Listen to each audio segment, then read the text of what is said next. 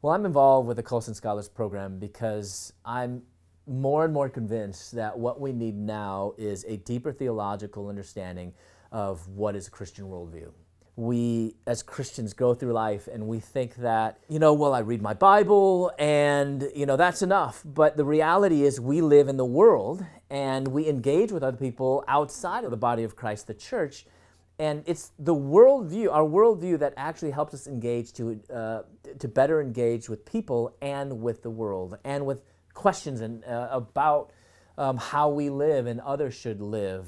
I speak on specifically on sexuality, and even the texts that might speak specifically on homosexuality are helpful, but really I think what can guide us now into the future as we live post-Obergefell and post the Supreme Court and legalization of same-sex marriage is actually having this broader, deeper understanding of a Christian worldview and how that informs our sexuality and how that informs how we should live in light of our sexuality. Because the first place that we start is we are created in the image of God, and that means that everyone is worth value, including our friends and loved ones in the gay community. And then the reality is Genesis 3, that we all are born with a sin nature. So that reality of our sin nature is actually something that has implications in our whole being, not only physically, people live with ailments, diseases and stuff, but also some moral issues, whether it's addictions or whether it's, even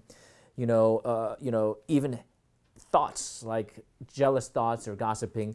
And our sexuality, everyone has our sexuality that has been distorted by sin. So just having that foundation can really help us to answer questions like on sexuality, which I specifically speak on, but I think across the board. And, there aren't really programs that are out there that help us do that. And I think the Colson Fellows Program is an amazing program that help people to encounter the reality of God's truth and to really think through and to develop a correct worldview to help them better engage the world in their own workplace, and in the body of Christ, but also with their friends.